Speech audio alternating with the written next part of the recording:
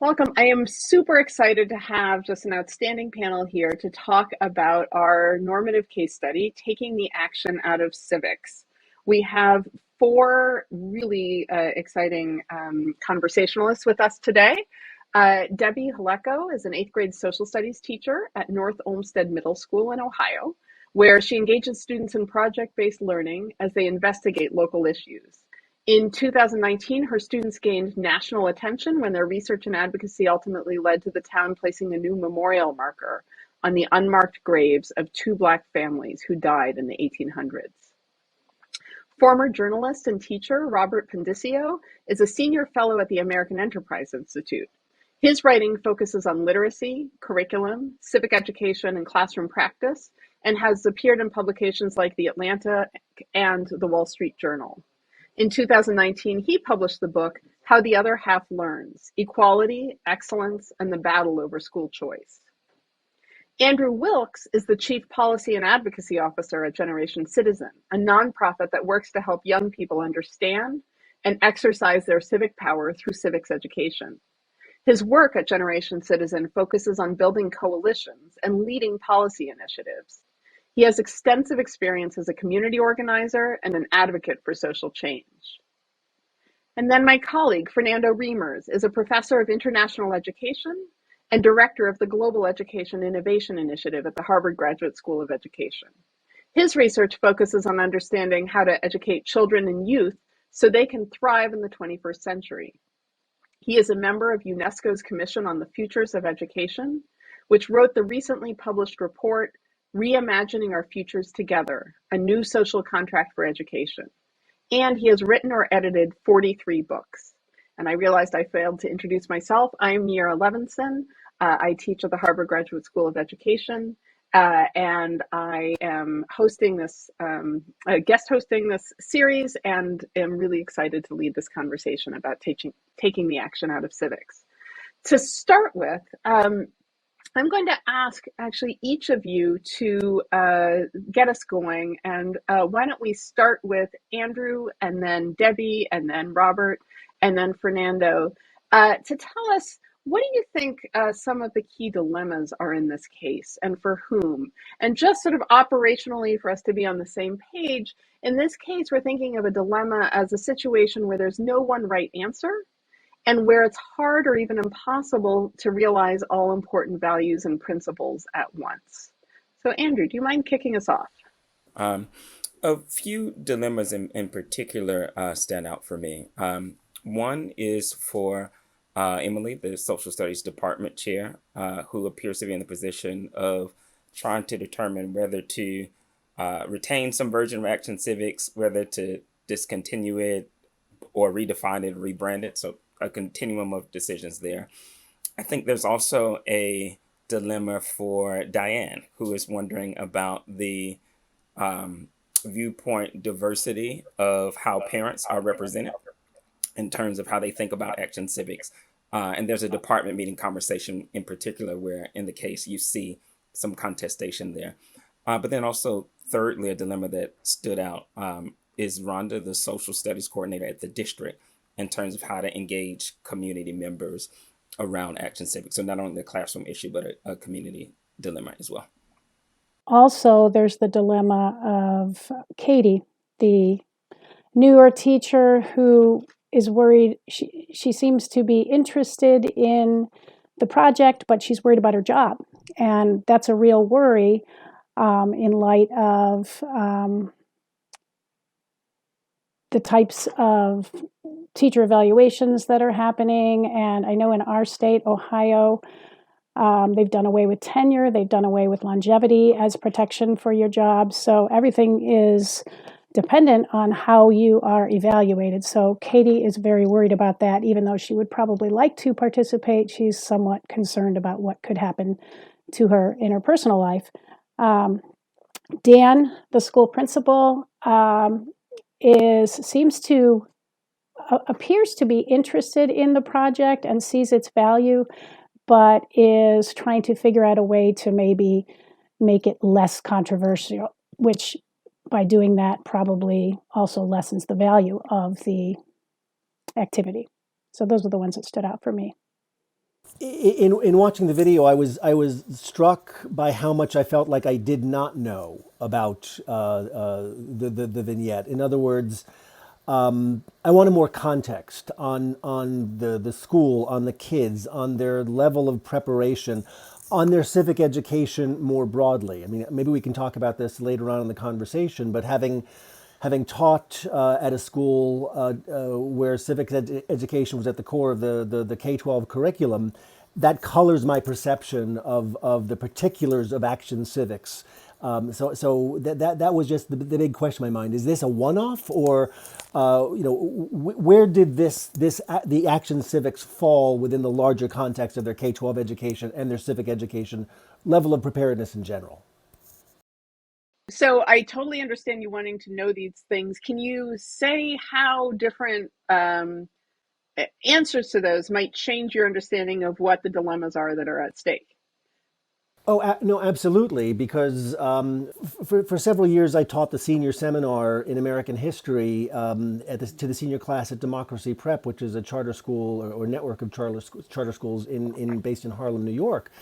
I also mentored each year students' so-called Change the World project, which was, we didn't call it Action Civics, but it was. It was a year-long capstone project where kids would take on an issue that they chose themselves that they were passionate about, and they would spend a year basically in preparation to do some form of activism around that issue. And my perception of Action Civics was very colored by that experience because I taught a senior seminar that was really almost like constitutional law in a sense. And the capstone project of that class was to have them write a policy brief. This was just my own evaluation of what we were doing in the school. I felt like the civic education program was very, very heavy on the activism. And since my background is, journalism and policy, I wanted them to see that there's other levers that they can pull to create change in the world. So the final project in my class was to take what you learned in your year-long capstone Change the World project and write a policy brief seeking to change some kind of government policy, practice, funding, procedure, etc. Frankly, there's no reason not to be candid about this. I was just stunned at their level, their lack of preparation to translate that thinking from one to the other. So while I'm not, by any means opposed to action civics, I felt like there was just a tremendous blind spot that had gone missing for a very long time. And I don't want to be unkind, but I felt as if we were preparing them merely to march in other people's armies, so to speak. In other words, if you were not prepared, I can tell the story briefly of one student who organized a protest, a die-in front of the local police precinct to protest police violence. Very moving, a bit of activism. When I challenged him to translate, okay, well, what would you want the NYPD to do differently?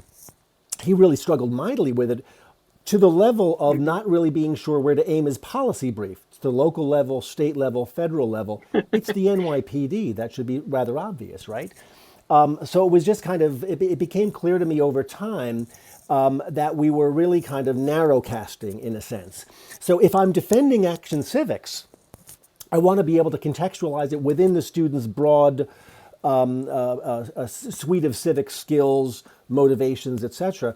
If this is the only thing they're doing, then I'm going to be on the side of some of the people, frankly, who are criticizing action civics. In other words, it's almost impossible for me to view this case study as a one-off. It really has to be within the larger suite of skills, level of preparation for me to be able to defend it or criticize it. So tell me if this is right, and then Fernando, I want to get to you. In some ways, depending on what else is going on in the school, you see a dilemma for Jim, who is emphasizing students, his feeling that students lack basic civic knowledge. He has a dilemma for how to convince his colleagues to take him seriously about this, uh, and not just to reject him as being like a knee jerk. Yes. I mean, it's a complicated issue. if this is the only thing that kids are doing in civic education in this school, well, then I'm Team Jim, right? In other words, it would then feel like indoctrination, or at least I would have a hard time critiquing his critique that this is indoctrination.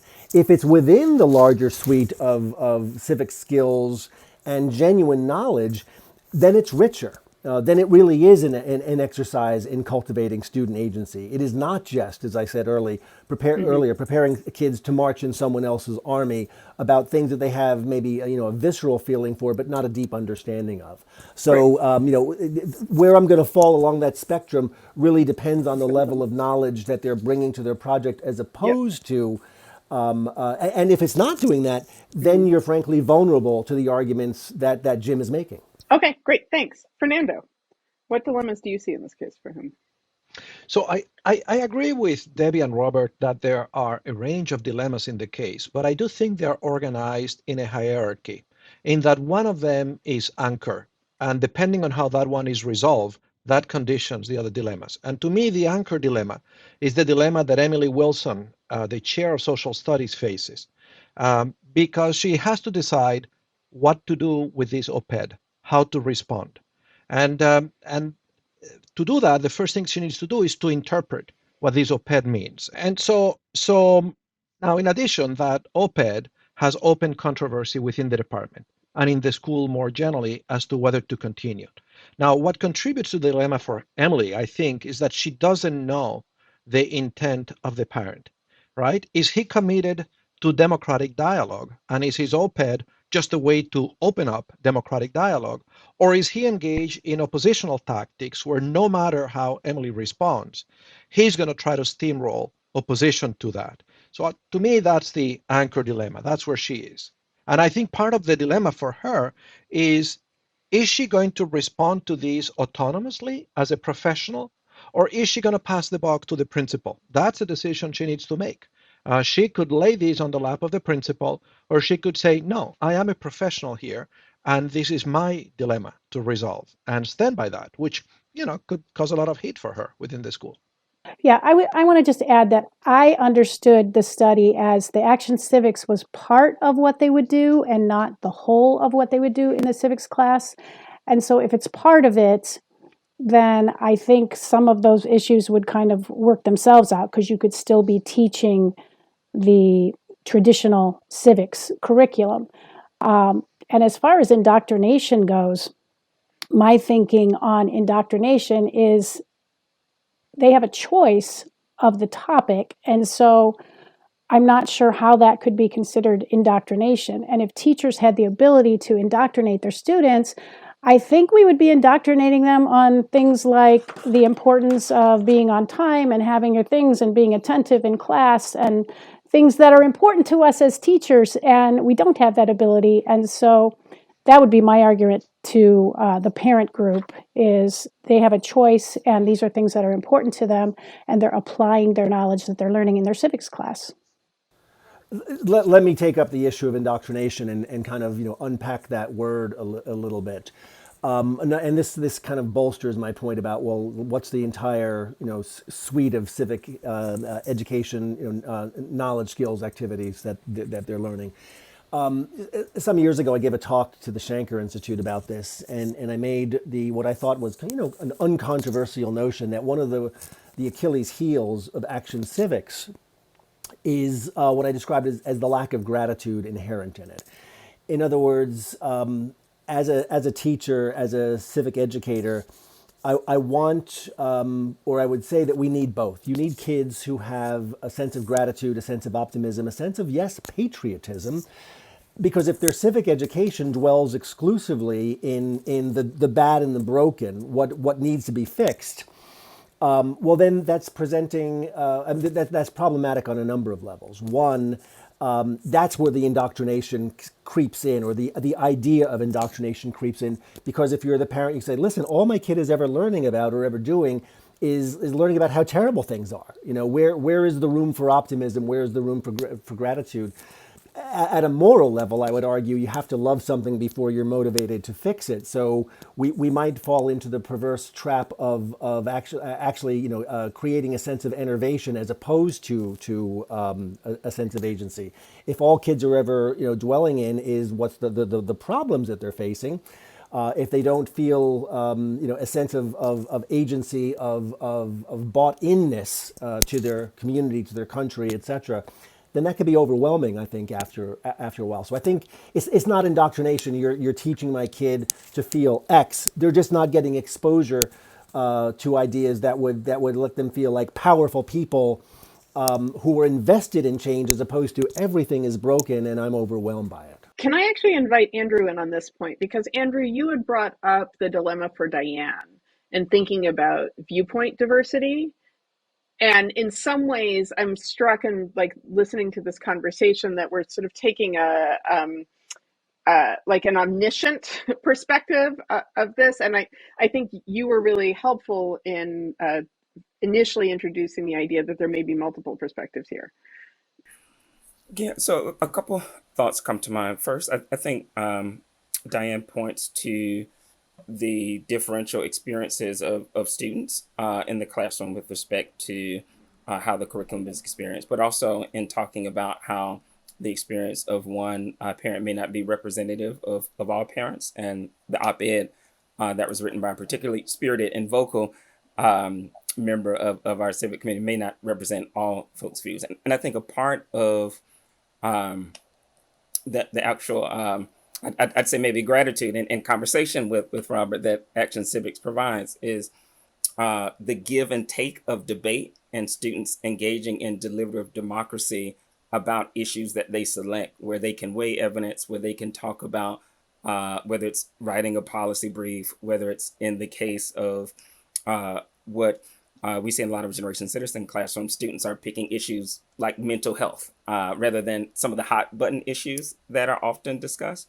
And so I think when we consider the question of viewpoint diversity and how to manage difference conversationally, that's a skill that happens in the classroom and that I think the case gestures towards, that's as useful in the workplace as it is in the public square.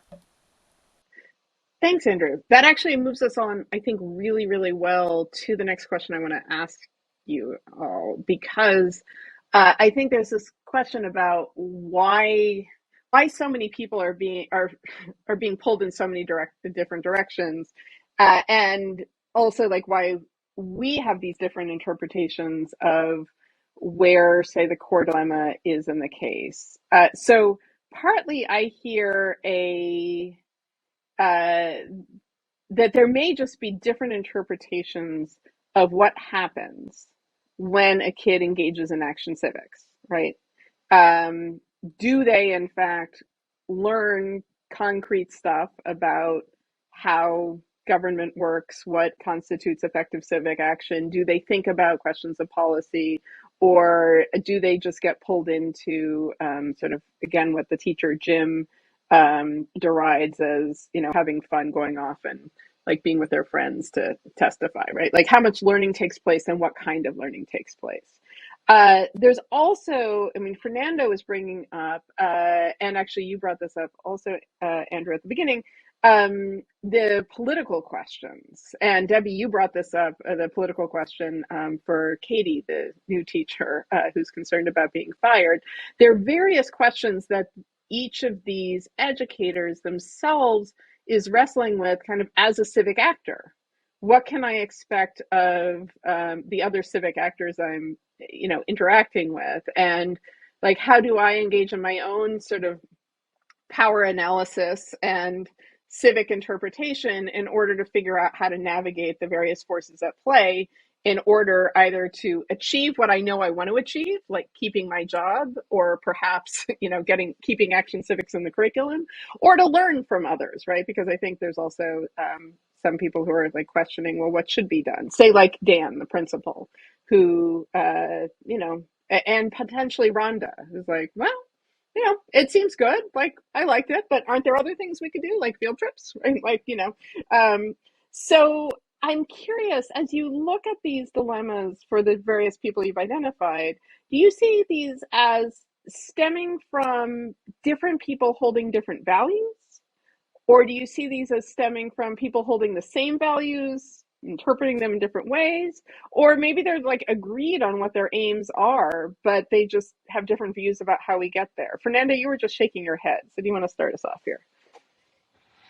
Yeah, yes, because I think that there are dilemmas that stem from different values, but also dilemmas that stem from different beliefs.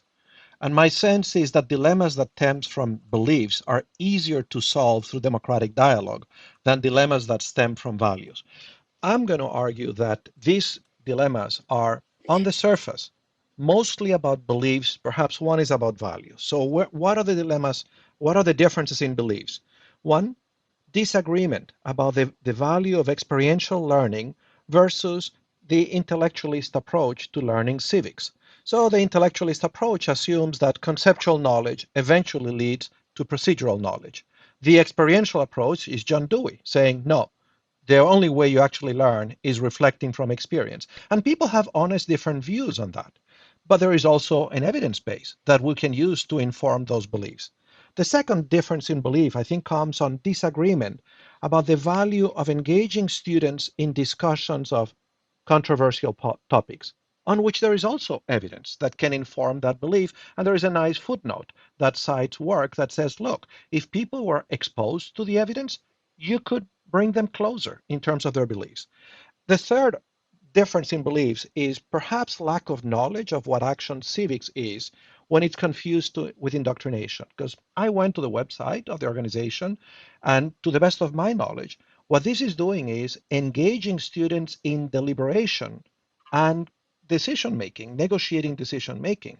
This is the opposite of indoctrination. And I don't get the sense that anyone is telling the students, what movement they should join, but it's actually engaging them in deciding what to do. And if that is true, there's no way you can call that indoctrination, but there may be a different knowledge base about what this thing actually is.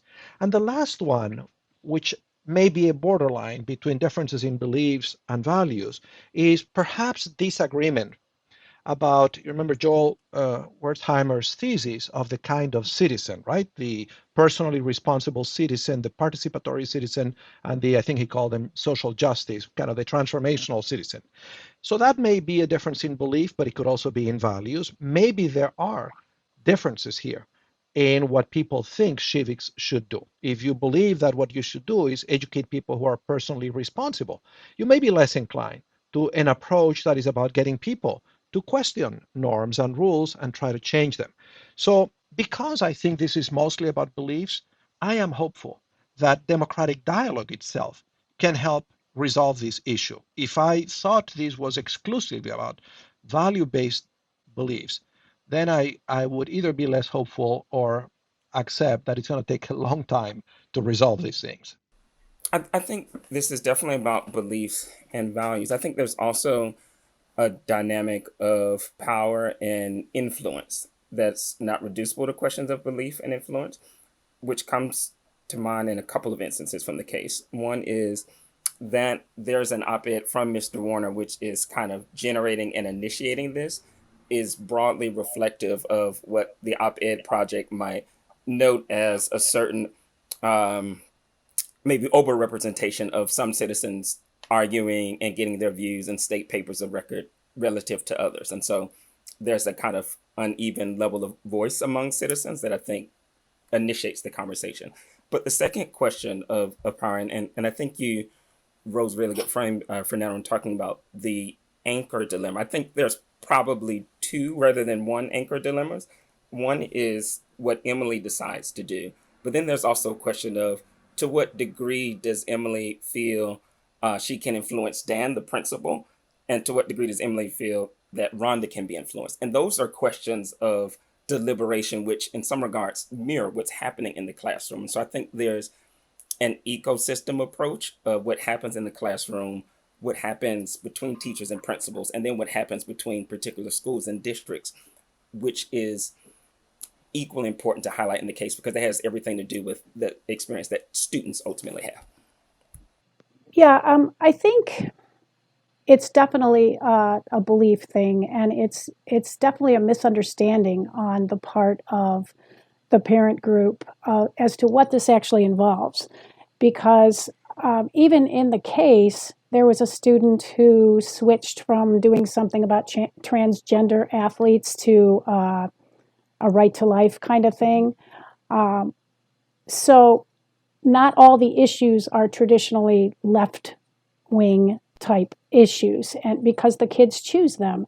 And so I think if the parents understand exactly what's happening, they're going to be less resistant to whatever their children are doing.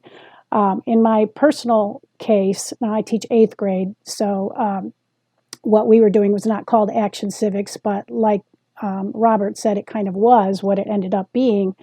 And those eighth graders ended up, because they were trying to tie in local history with the American history they were learning, they discovered an old map and they saw that there were unmarked graves and that it was handwritten. It just said, colored people buried here, and they were outraged and they wanted to do something about it. And before, like, I kind of stepped back and they're like, we want to call the mayor. We want to call the mayor. They called the mayor. They got the mayor to come out to our school, and the mayor was asking them, well, what do you want? And they said, we'd like a sign up there at least acknowledging these families because this is wrong. And so the mayor was prepared to do some kind of a sign, and then they were invited to the Landmarks Commission meeting. And so these kids were attending meetings and speaking out, and they were kids that didn't typically speak out in class, and they got very, very excited about it. And in the end,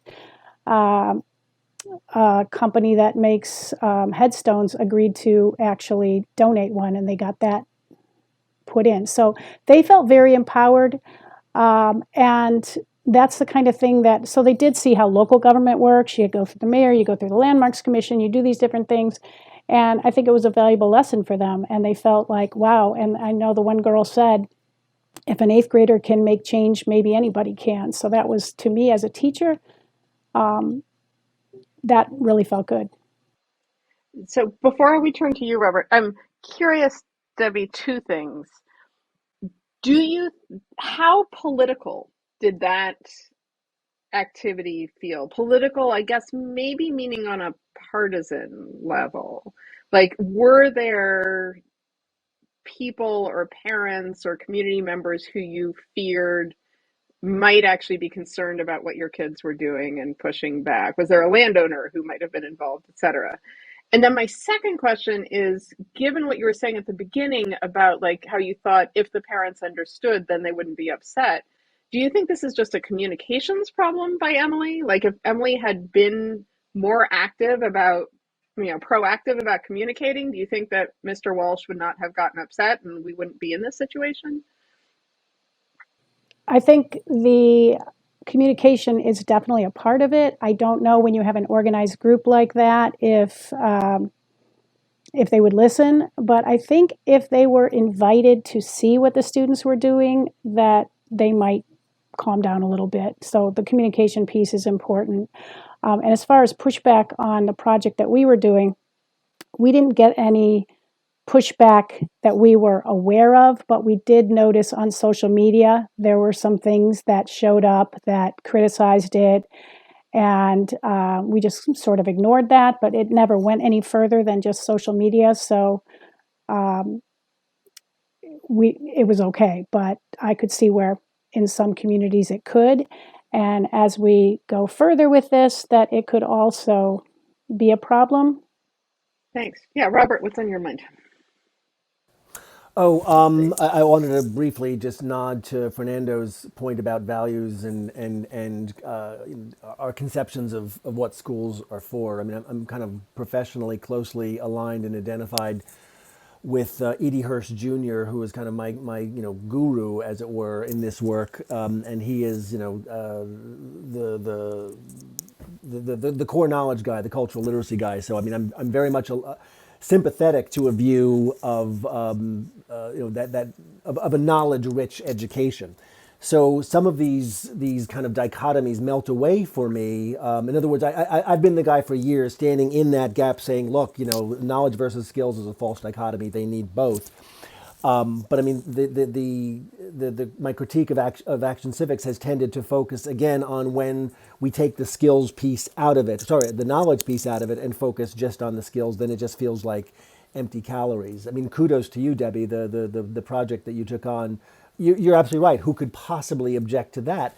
But I think we're being slightly less than candid with ourselves if we don't recognize at least the potential for look. Even in the case study, where I mean, am I imagining that there was a value judgment implicit in the student who wanted to do a trans rights project and ended up doing a pro life project? I mean, I think we, as viewers, we were intended to kind of think, oh, isn't that too bad? That to me suggests a mindset that we are being a little bit less than honest with ourselves if we don't kind of put on the table and recognize our biases there.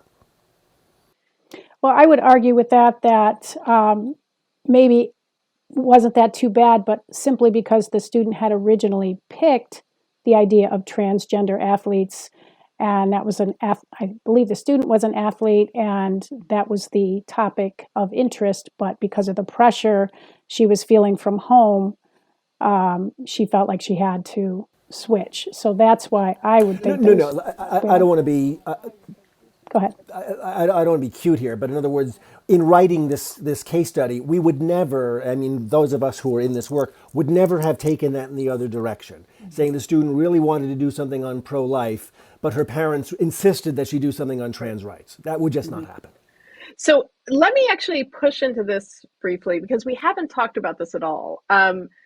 About our vision of parents' rights, actually. Like, we haven't talked about if there are any dilemmas for parents here or dilemmas for teachers in terms of accommodating their parents' wishes about what their students learn or do in the classroom.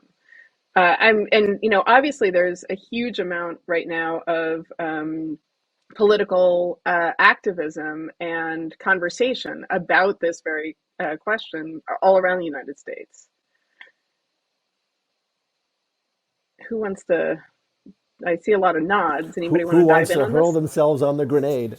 No, I think that's correct. I mean, I think I'm I'm happy to start. I do think there is in the case disagreement over whether to prioritize the concerns of the parents or of some parents versus the benefits to students or even the desires of the students. And relatedly, there is disagreement over how to weigh the risk of controversy and the time that it would take to resolve it relative to the educational benefits of the approach. In other words, is this a battle worth picking? I suppose that both for Emily herself and for the principal, that is one of the things they have to weigh. In other words, even if they think this is a great program, and they conclude, educating the community, engaging in this dialogue is going to suck up a lot of our time, is the opportunity cost worth it of that? And so I do think there is that dilemma, and that is one of the issues that Emily and her principal will have to decide. Do we want to bring the community along, or do we ignore it and just think about the students? I'm now going to pose something. So Fernando had said that he saw the core dilemmas in part as being Emily's trying to judge whether Mr. Walsh is movable, right? And how Mr. Walsh will respond to her actions or to the principal's actions or whatever. Let's posit, and this is following on the sort of the parents' rights movements that we've seen recently. Let's posit that Mr. Walsh is not going to be convinced by outreach from Emily saying, well, let me show you the wide array of projects that we had, et cetera. That Mr. Walsh will keep some of his concerns and will, in fact, continue to organize and potentially bring his organizing beyond just this district to the state house. And, we've seen examples of laws like in Texas, which would actually forbid Robert from having done I'm a little unclear, actually. It may be that the students could have written essays about policy and still be in line with the law, but I don't think that they could say then for even extra credit, convert their policy paper into a letter that they send to an elected official. Andrew, you're nodding. Is that correct? You're probably the most That's knowledgeable correct. about the Students technical at can this point. simulate democratic processes by writing a policy paper, but couldn't then take the next step and meet with their elected official around that. So let's say that there is this concern that Mr. Walsh will say, take the Texas legislation language and move it to the state that Emily's school is in. Should Emily push ahead on this Action Civics project that she believes in? Let's say under the conditions, under the ideal conditions that Robert has posited, that there's this really robust, knowledge rich civic education that the students are also getting. Or in light of this potential political backlash, should she back off? There's a bit of a tension here that I think we are not recognizing as well. And forgive me if I'm going too far afield here, because I don't have data for Mm-hmm. this. This is just kind of a gut call based on years of kind of observation and visiting schools and whatnot. I have this sense, and maybe you'll disagree, that the average public school employee in this country simply does not conceive of himself or herself at any given moment as a government agent, as a public employee. In other words, and I think you see some of this tension in the case study, like how are we going to push here? Is it our, who are we aligning with, the parents, the students, etc.? In other words, there's almost an assumption of a bit of an oppositional relationship, or at least a tension there. And I'm not pretending to know how to resolve that, but I think it's important to kind of ask ourselves that question: what is our role as educators who are public employees, government funded? What is our obligation to be mindful of the conditions in the community, the spirit of the community, the people, I don't want to be crass about it, who are paying our salaries, so to speak. In other words, there's a conceptual model here in public education. Answer that question for me. Who do we the who do we work for question? I mean, I think a lot of the political discussion about this has been overly broad and facile, like parents saying I want control, or teachers saying I don't work for the parents. But we are public employees. We are government, state-sponsored, so to speak, agents, but we don't conceive of ourselves that way. So I think we have to kind of answer that question for ourselves before we can answer these larger dilemmas of who we're accountable to.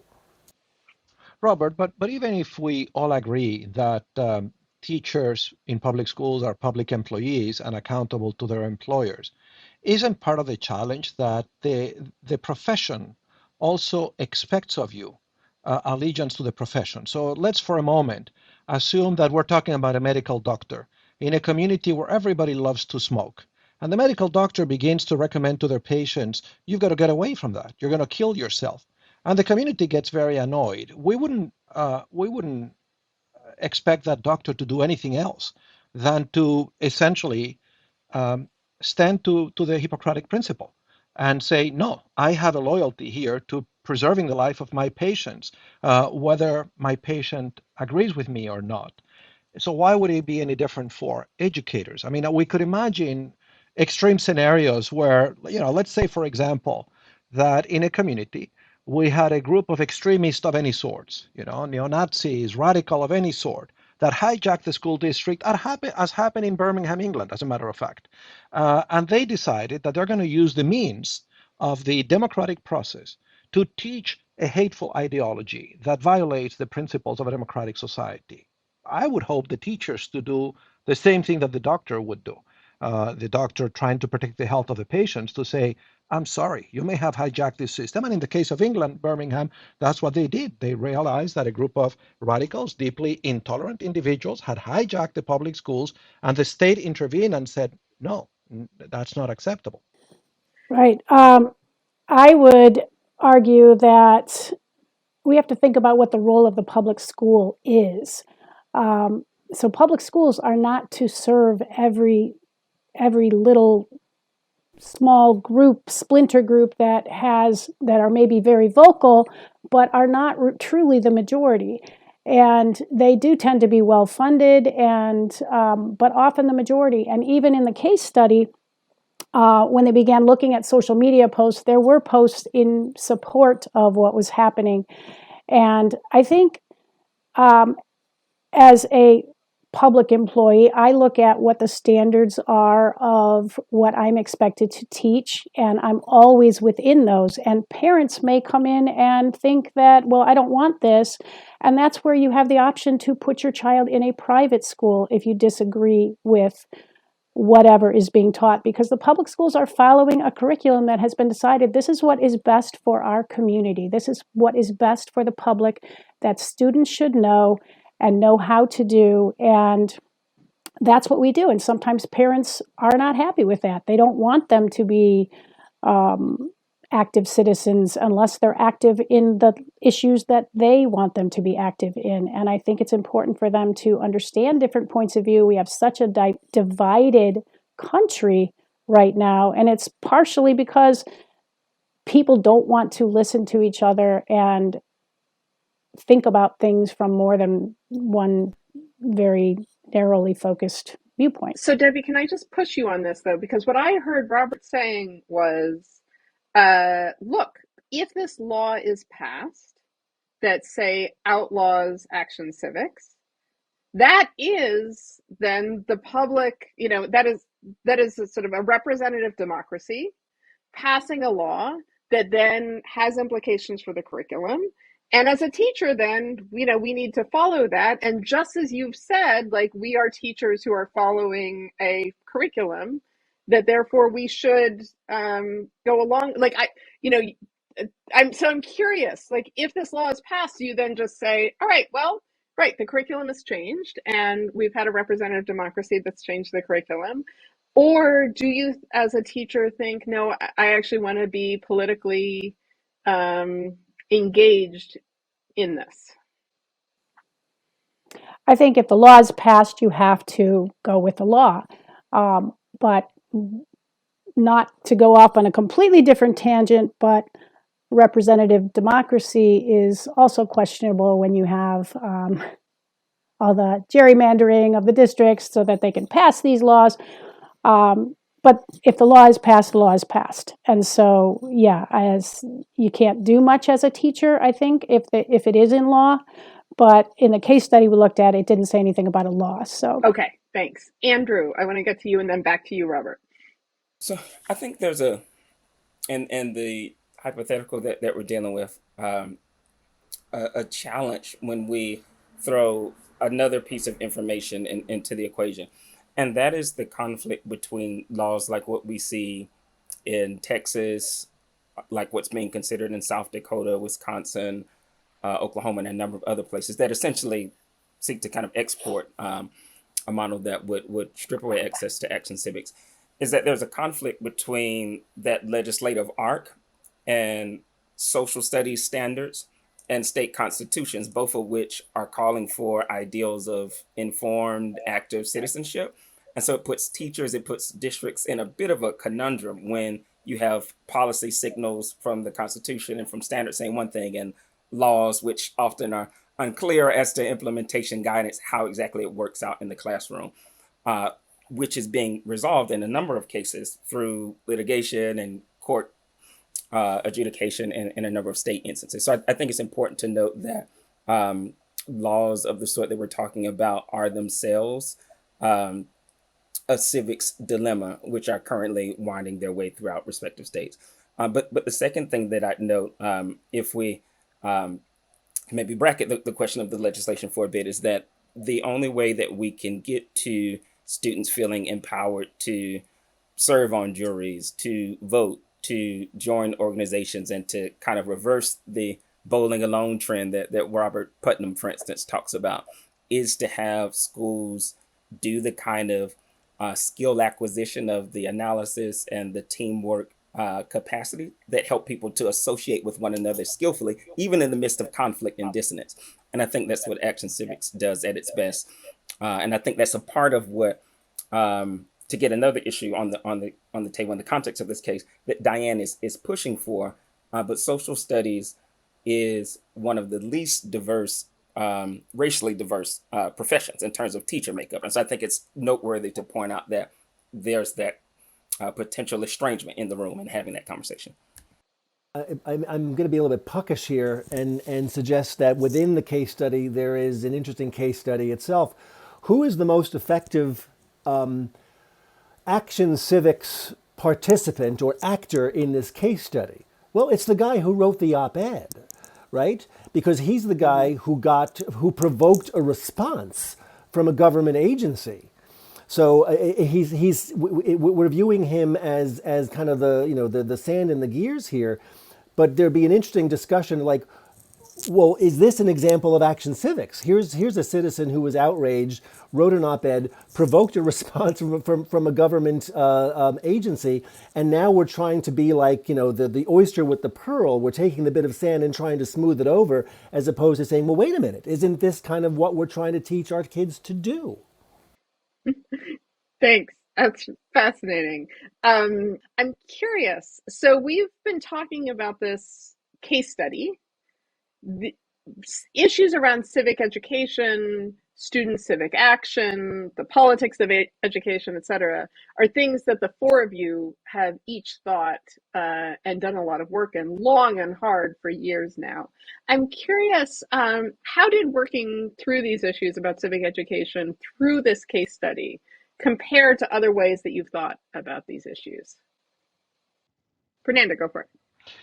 Yeah, I think this case is a very good example of the dilemmas of teaching civic education in democratic societies. And I think that what the case underscores, for me at least, is that democratic, I mean, education democratic politics is and shouldn't be all of democratic politics. In other words, there are things that are fair game in democratic politics that are not fair game in education politics. So in democratic politics, there are all kinds of ways through which people resolve disagreement. Sometimes through deliberate democratic deliberation, not so much these days, sadly, but sometimes through coercion, bribery, or the ruthless exercise of power. And I think that should be absolutely out of bounds in school politics. In school politics, you have no choice if you engage but to engage in democratic deliberation because that is the best way of civic education. So I actually agree with Robert that this individual who wrote the op-ed has to be taken seriously. And even though I said earlier that the dilemma for our protagonist, Emily, is that she doesn't know what his intentions are. She doesn't know, is this just a guy exercising in the democratic game who is open to be persuaded, who is open to entertaining different beliefs? Or is this a guy where no matter what we do, he's out to shut this thing down? But whatever the answer to that question is, if Emily decides to engage, I think she has to engage in good faith, giving the fellow the benefit of the doubt, and seeing this as an opportunity to teach the students and the school community what democratic deliberation is. And to me, that means doing the following things. Number one, she has to understand the situation, understand who are the stakeholders, take the time to listen to the different parties and understand their interest, including his interest. And a main stakeholder, of course, should be the students. Others should be the teachers, the parents. None of those groups are monolithic, as the case represents, which is why this process takes time. The second thing she has to try to do is reach a negotiated agreement. That's the principle of democracy, right? If one is possible. And that means de escalating the situation by reference to evidence and to scholarship. And so, for example, if there is disagreement on the value of project-based learning, educate the community, get them to discuss over the facts, over the evidence. Third, she has to articulate and negotiate the criteria to compare various options. For example, one criterion would be what are the benefits to the kids? What is the feasibility of executing? What are the costs? What are the opportunity costs? What are the political costs? Then she has to brainstorm, not by herself, a range of options and use those criteria to compare them. And then once the decision is reached, of course, she has to build a political map of key stakeholders and try to create a strategy to manage the politics. Notice this is very different from a strategy which I think would be very popular in Congress, where you would say, how do you just demobilize this guy and steamroll him? I think that would be the worst response because it is a school. Might not be the worst response in a different democratic arena, but in a school, you cannot steamroll your opponents. You cannot deny them the right to their point of view. You cannot respond to the ruthless exercise of power with ruthless power, because then you've given up on the democratic missions of the school. You've given up and you've allowed the tyrants to hijack the schools and to teach the lesson that tyranny is all that matters. It's just how much power you have. And I think that's the But problem of the moment we're in, a moment of tremendous division where we have lost the most basic habits for democratic deliberation, that the knee-jerk reaction for many of us, the emotional reaction might be, I'm going to shoot down this guy. And I think that educators have to work extra hard in saying, no, if I'm going to engage, it's going to be through democratic dialogue. But as I said earlier, because all of this takes time, the first decision has to be, is this worth it in this case?